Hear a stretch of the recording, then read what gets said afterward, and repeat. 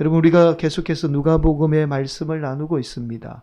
여러분, 누가복음에는 다른 복음서와 달리 특이하게도 예수님의 탄생과 관련된 찬양이 나와요. 그러니까 누가복음에만 특이하게 찬양이 나옵니다.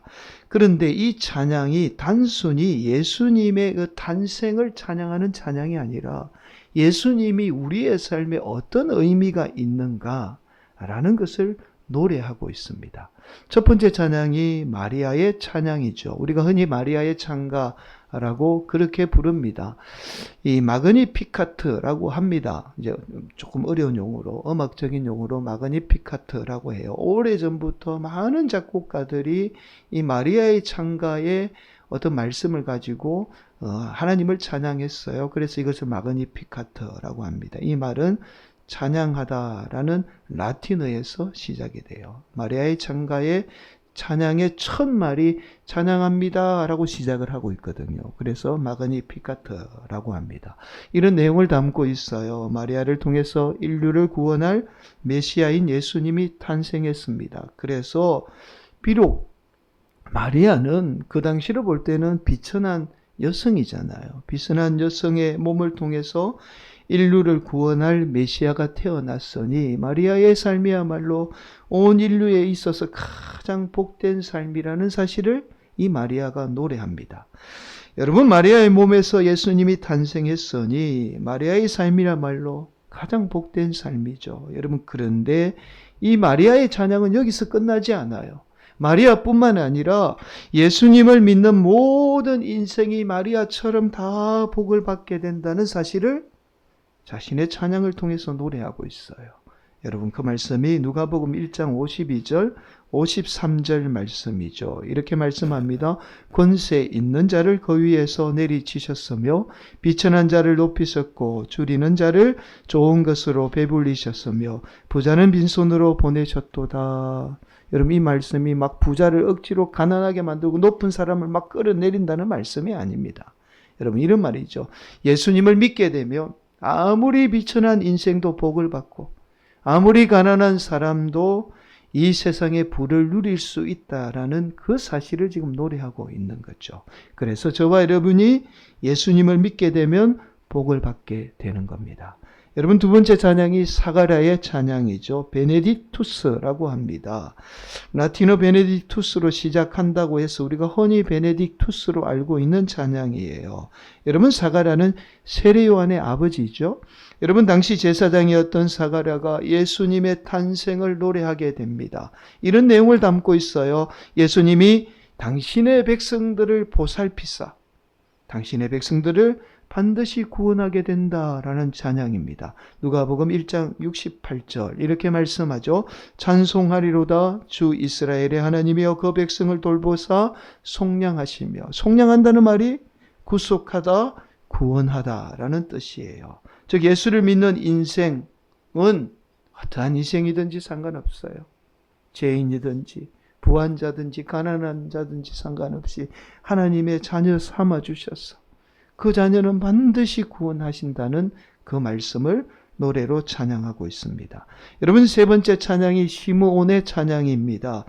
눅 디미티스라고 합니다. 라틴어로 평안히 놓아주신다는 뜻이죠. 예루살렘에 있던 시므온이라는 의로운 사람이 죽기 전에 예수님을 보기를 간절히 원했어요. 그렇게 예수님을 간절히 기다렸습니다. 그렇게 시므온이 예수님을 보자마자 예수님이야말로 인간의 인생에 평안함을 가져다 주는 유일한 분임을 찬양하게 돼요. 그 말씀이 누가복음 2장 29절 말씀이죠. 주제여 이제는 말씀하신 대로 종을 평안히 놓아주시는도다. 여러분, 저와 여러분의 인생에 평안을 가져다 주는 분은 오직 예수님밖에 없어요. 세상이 그 어떤 것도 저와 여러분에게 평안을 가져다 주진 않습니다. 평안을 가져다 줄 수는 있지만 평안은 오직 예수님으로부터 말미암게 돼요. 저와 여러분의 인생은 오직 예수님으로 말미암아 평안을 누릴 수 있다라는 찬양이죠. 그리고 마지막 찬양이 바로 오늘 우리가 봉독한 본문에 나오는 천사들의 찬양입니다. 글로리아 인 엑첼시스 데오라는 찬양이에요. 이 말은 높은 곳에서 하나님께 영광이라는 뜻이죠. 여러분 본문 14절 말씀이에요. 14절 말씀 이렇게 찬양하고 있습니다. 지극히 높은 곳에서는 하나님께 영광이요. 글로리아 인 엑첼시스 데오. 땅에서는 하나님이 기뻐하신 사람들 중에 평화로다 하니라. 여러분 천사들이 글로리아 인 엑첼시스 데오라고 찬양을 하며 하나님께 영광을 돌렸던 이유가 있어요. 그 이유를 오늘 본문 10절은 이렇게 말씀합니다. 천사가 이르되 무서워하지 말라. 보라 내가 온 백성에게 미칠 큰 기쁨의 좋은 소식을 너희에게 전하노라. 예수님의 탄생이 저와 여러분의 인생에 가장 큰 기쁨이 된다는 말씀이에요. 예수님의 탄생이 그 자체만으로도 저와 여러분의 인생이 인생의 기쁨이 될 수밖에 없다는 사실을 지금 천사를 통해서 찬양하고 있습니다. 여러분, 그런데 우리가 가만히 한번 생각해 보시기를 바랍니다. 여러분, 엄밀하게 따져보면 예수님의 탄생이 그렇게 기뻐할 일만도 아니에요. 여러분, 아무리 생각해도 예수님의 탄생이 기뻐할 일이 아닙니다. 왜냐하면 하나님의 입장에서 보면 하나밖에 없는 독생자를 죽이기 위해서 이 땅에 지금 보내신 거잖아요. 여러분, 그렇다면 아버지의 입장에서 도저히 기뻐할 상황이 아니죠. 어떤 부모가 자기 자식을 죽음으로 내몰면서 기뻐하라고 그렇게 말씀하겠습니까? 하나님이 마조히스트예요. 자신에게 스스로 학대를 가해서 기쁨을 누리는 그런 성량의 하나님이 아니고서는 어떻게 이런 상황에서 기뻐할 수 있겠습니까? 저와 여러분들도 마찬가지예요. 저와 여러분이 하나님을 사랑하고 예수님을 사랑한다라고 하면서 예수님이 저와 여러분을 위해서 대신 죽으려고 이 땅에 오셨는데 어떻게 저와 여러분이 기뻐할 수 있겠습니까? 여러분, 기뻐하기보다 오히려 슬퍼해야 하는 게 맞지 않습니까? 그게 올바른 신앙이지 않을까요? 예수님을 대신 죽이고 내가 살았는데 그게 뭐가 그렇게 기쁜 일이겠습니까? 여러분, 그래서 예수님의 탄생은 아무리 생각을 해봐도 도저히 기뻐할 수 있는 일이 아니에요. 여러분, 그런데도 왜 하나님은 천사들을 통해서 저와 여러분에게 기뻐하라고, 기뻐해야 한다라고 그렇게 말씀할까요? 여러분, 예수님을 죽음이라는 안타까운 현실로 내몰면서도 저와 여러분이 기뻐해야 하는 이유가 과연 무엇일까요? 그 이유가 무엇일까요? 여러분, 바로 아버지의 마음입니다. 부모님의 마음이에요. 여러분, 부모는요, 자신이 어떠한 희생을 치르더라도 자녀가 기뻐할 수 있다면 어떠한 희생도 감내하죠. 내가 아무리 힘들고 어려운 일을 당해도 내 자녀가 기뻐할 수 있고 내 자녀가 잘 자랄 수 있다면 부모는 어떠한 희생도 감내해요. 그게 부모죠. 여러분, 아마도 부모이신 여러분 다 공감하실 거예요. 내 자녀가 조금만 잘 될 수 있다면 내가 어떠한 희생도 다 감내하죠. 사랑하는 성도 여러분, 바로 저와 여러분을 향한 하나님의 마음이 이러한 아버지의 마음이었던 거예요. 하나님의 어떠한 희생을 치르더라도 저와 여러분이 기뻐할 수 있다면 어떠한 희생도 감내할 수 있었던 거예요. 그렇게 하나밖에 없는 독생자 예수님을 이 땅에 기꺼이 보내주신 겁니다. 그래서 천사가 저와 여러분에게 그 하나님 아버지의 마음을 전하고 있어요. 그래서 10절은 이렇게 말씀합니다. 여러분, 다시 10절 한번 함께 봉독하겠습니다. 천사가 이르되 무서워하지 말라. 보라 내가 온 백성에게 미칠 큰 기쁨의 좋은 소식을 너희에게 전하노라. 천사가 전한 거예요. 대신 우리 하나님 아버지의 마음을, 그 간절한 마음을 저와 여러분에게 대신 전해준 겁니다. 여러분, 로마서 8장 15절은 이렇게 말씀합니다. 너희는 다시 무서워하는 종의 영을 받지 아니하고 양자의 영을 받았으므로 우리가 아빠 아버지라고 부르짖느니라. 여러분, 이 말씀은요, 하나님이 예수님을 대신해서 저와 여러분을 양자 삼아 주셨다는 말씀이에요. 여러분, 우리나라에서 우리 문화에서는 양자의 개념이 거의 없죠. 우리는 무자식이 상팔자라고 그냥 없으면 그만이지 혼자 사는 게 낫지 뭐 양자를 삼느냐고. 그래서 우리나라의 경우는 양자의 개념이 거의 없어요. 그러나 예수님 당시에는요, 이 양자 문화가 만연했어요. 그냥 자식이 있든지 없든지 간에 다 양자를 뒀습니다. 여러분, 우리가 너무나 잘 아는 네로 황제 있죠? 아주 악한 황제로 알고 있는 이 네로 황제도 당시에 로마의 이 클라우디우스 황제의 양자입니다. 그러니까 친자가 아니에요. 클라우디우스 황제가 황제 되기 전에 네로를 양자 삼았다가 자신이 황제 되고 그리고 갑자기 죽자 자신의 그 아버지 황제의 권한을 양자가 다 모든 재산뿐만 아니라 신분까지도 황제의 신분까지도 다 물려받게 되었던 거예요. 여러분 왜 이렇게 양자를 삼았느냐 하면 과거는요 오늘날과 달리 아버지가 전쟁터에 나가서 죽는 일이 비일비재했잖아요. 자녀도 질병으로 죽는 경우가 허다했습니다. 그래서 자녀가 있어도 다른 자녀를 양자로 삼아서 자신의 높은 직분도 그대로 물려주고 예전에는 다 물려줬잖아요. 물려주고 심지어요 자신이 가지고 있는 재산도 전부를 다 물려주었습니다. 그래서 아버지가 없어서 양자로 삼은 것이 아니라 아버지가 있지만 양자로 삼았던 거예요. 중요한 사실은 이 양자로 지명이 되면 내 노력과 내 의지에 상관이 없어요.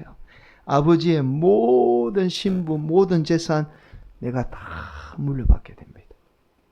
사랑하는 성도 여러분, 이처럼 하나님이 예수님을 대신해서 저와 여러분을 양자 삼아 주신 거예요. 아니 온전한 자녀로 삼아 주셨죠.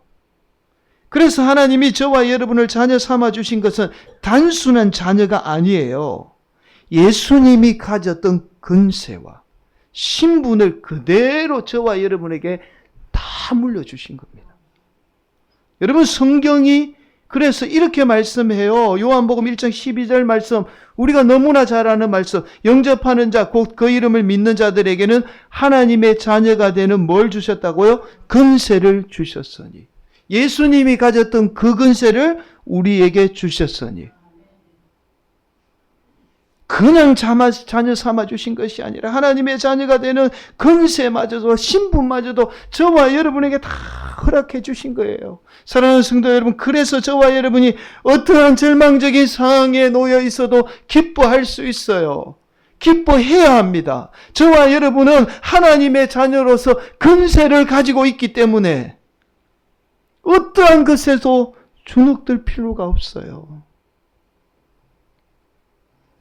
저와 여러분이 기뻐하는 것이 바로 저와 여러분의 인생이 하나님께 영광이 돼요.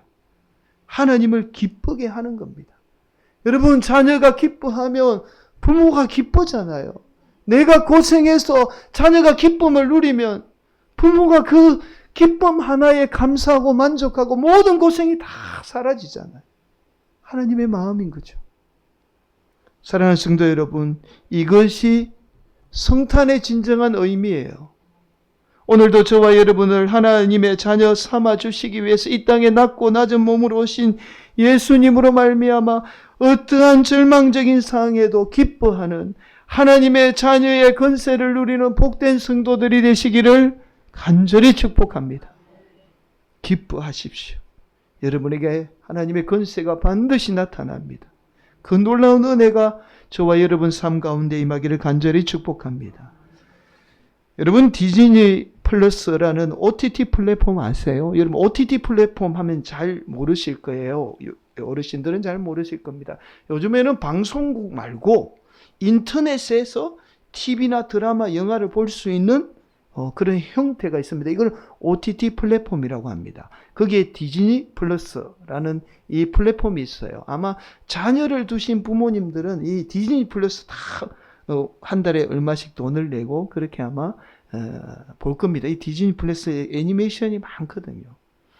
얼마 전에 이 디즈니 플러스에서 드라마 한 편이 개봉이 되었어요. 조명가게라는 드라마입니다. 여러분 이 드라마 정말 신앙적이에요. 꼭 한번 보시면 좋겠어요. 네, 제가 이 드라마 보면서 막 이게 뭐 스마트폰으로도 볼 수 있거든요. 보면서 안에 몰래 막 눈물이 펑펑 흘리면서 제가 그렇게 봤습니다. 너무 창피하잖아요. 근데 막 너무 눈물이 나가지고 제가 드라마 보면서 영화 보면서 이렇게 운 적이 없어요. 재미없으신가 봐요. 네. 이 드라마는 우리가 강풀이라는 아주 유명한 웹툰 작가가 있습니다. 이 작가의 작품이에요. 이런 내용이 있습니다. 여러분, 여고생을 둔 엄마가 이 여고생에게 조명 가게의 전구를 사오라고 심부름을 시키게 돼요. 그렇게 여고생인 딸인 불빛 하나 없는 아주 깜깜한 어두운 골목을 지나서 유일하게 환하게 켜져 있는 조명 가게에 가게 됩니다. 여러분 한번 보실까요? 이 어두운 골목에 유일하게 이 가게만 불빛이 켜져 있어요. 그러나 사실 이 조명 가게에는 특별한 비밀이 숨겨져 있어요. 바로 조명 가게는 사람이 불의의 사고를 당하게 되면 의식이 없잖아요. 근데 무의식에 있는 사람들이 머물러 있는 공간이 여기 조명 가게가 있는 공간이에요. 그런데 무의식의 사람이 이 조명 가게 불빛을 보고 빛을 보고 조명 가게를 찾아가서 자기 전구 있죠. 빛을 잃어가는 자기 전구를 찾게 되면 다시 의식이 회복돼요. 그런데 이 어둠을 막 헤매고 이 조명 가게를 찾지 못하거나 또 조명 가게에 들어와서 자신의 전구를 불빛을 잃어가는 자신의 전구를 찾지 못하면 영원한 죽음의 세계로 들어가게 되는 그 공간이 바로 조명 가게가 있던 공간입니다. 그래서 의식을 찾을 수 있는, 무의식 상태에 있는 사람이 의식을 찾을 수 있는 유일한 방법이 바로 빛을 잃어가던 자신의 전구를 찾아서 만지면 의식이 회복이 되는 거예요. 이 사실을 몰랐던 여고생은 자신이 여전히 살아있는 줄 알았어요. 그래서 어머니의 심부름으로 조명가게에 가서 전구를 사러 가게 되었던 겁니다. 사실은 같은 날 버스 사고를 당해요. 근데 버스 사고를 당하면서 엄마는 딸을 살리기 위해서 엄마를 다 깨안죠. 딸을 깨안죠, 엄마가. 그러면서 엄마는 그 자리에서 먼저 죽게 됩니다. 그런데 이 어머니의 희생으로 말미암아 딸은 살았지만 그 충격으로 인해서 의식이 없는 무의식 상태에 빠져 있었던 거예요. 그래서 이미 죽은 엄마는 자신에게 단 3일밖에 주어지지 않아요. 이 공간 안에 머물 수 있는 기간은 단 사흘밖에는 시간이 주어지지 않는 거예요. 그래서 딸을 살리기 위해서 빛을 잃어가던 이 딸의 전구를 찾도록 이 딸에게 끊임없이 조명 가게에 전구 사오라고 그렇게 계속 갔다 오면 또 시키고 또 시키고 그렇게 심부름을 시켰던 거예요. 그러나 이 딸은 엄마의 그 의도를 몰랐던 거죠. 하루는 한 번은 이 딸이 엄마 더 이상 저 어두운 저 골목 나는 너무 가기 싫어. 엄마 이제 엄마 말 안 들을래. 심부름도 안 할래. 그러면서 막 화를 내면서 엄마의 마음도 모르고 화를 내면서 그냥 이 조명 가게에 심부름을 가지 않습니다. 그래서 엄마는 딸을 대신해서 자신이 직접 조명 가게를 찾아가게 돼요. 딸의 전구를 찾기 위해서 찾아갑니다. 엄마는 조명 가게를 찾아가서 조명 가게 사장에게 빛을 잃어가던 자신의 딸의 전구를 달라고 애원해요. 그러나 조명 가게 사장은 자신의 의지가 아니고서는 절대로 자신의 전구를 가져올 수 없다고 말하죠. 그래서 엄마는 이미 죽어서 입이 다 막혀져 있잖아요. 입과 귀가 다 막혀서 말을 못하는 상황에서 막 울먹여요. 제발 제 딸의 전구를 달라고 그렇게 조명가게 사장에게 그렇게 애원을 합니다. 그러나 조명가게 사장은 절대로 딸의 조명을 가져갈 수 없다고 거절해. 이것이 원칙이에요. 이 원칙은 절대로 깰 수 없다는 겁니다. 그러자 울던 엄마가 갑자기 조명가게에 있던 사탕 하나를 꺼내서 사장의 입에 넣어주게 되죠. 그 순간 사장은요, 바로 그 엄마, 딸의 엄마가 오래전에 자신이 죽고 대신 살린 딸이라는 사실을 깨닫게 돼요. 여러분, 조명가게 사장은 오래전에 이 딸과 함께 무너진 건물에 깔리는 사고를 당하게 되었던 거예요. 이때 조명가게 사장은 딸을 살리기 위해서 자신이 대신 죽고 이 조명을 딸에게 갖다 줘서 전구를 갖다 주어서 이 사장은 영원한 시간에 갇히는 형벌을 지금 받고 있었던 겁니다. 바로 딸을 살리기 위해서 왔던 이 엄마가 바로 자신이 오래전에 대신 죽고 살렸던 딸이었던 거예요. 여러분, 그렇게 딸의 엄마도 자신의 아버지와 같이 영원한 시간 속에 갇히는 형벌을 받으며 빛을 잃어가던 딸의 전구를 가지고 딸에게 가져다 주게 됩니다. 그런데요, 빛을 잃어가던 이 자신의 전구를 가지고는 엄마 앞에서 이 딸이 울면서 애원해요. 엄마, 나 엄마하고 여기 같이 있을래. 나 가기 싫어. 엄마하고 헤어지기 싫어. 막 울면서 애원해요. 그렇게 딸은 부둥켜 안고, 엄마를 부둥켜 안고 헤어지기 싫어서 울기 시작합니다. 딸은 엄마하고 떨어지기 싫은 거죠. 그러나 엄마는 헤어지기 싫어하는 딸을 억지로 밀쳐내며 끝내 딸의 손에 전구를 쥐어주게 됩니다. 그렇게 딸은 다시 의식이 회복되게 돼요. 사랑하는 성도 여러분, 자신은 영원한 형벌을 받으면서도 딸을 살린 이 엄마의 모습, 아버지의 모습이 우리 하나님의 모습이에요. 우리 예수님의 모습입니다. 자신이 영원한 형벌을 당하면서까지 저와 여러분이 기뻐하며 행복한 삶을 살도록 자신을 희생하신 거예요. 사랑하는 성도 여러분, 그래서 오늘은 저와 여러분이 우리 인생의 가장 귀한 선물을 받은 날입니다. 우리 인류가 가장 귀한 선물을 받은 날이에요. 그렇게 하나님은 예수님을 대신해서 저와 여러분을 하나님의 자녀 삼아 주신 겁니다. 그래서 하나님의 자녀의 권세를 저와 여러분이 가지고 있어요. 어떠한 절망 가운데도 우리가 반드시 이겨낼 수 있고, 어떠한 절망과 슬픔을 우리는 기쁨으로 바꿀 수 있는 권세를 가지고 있는 존재라는 거예요.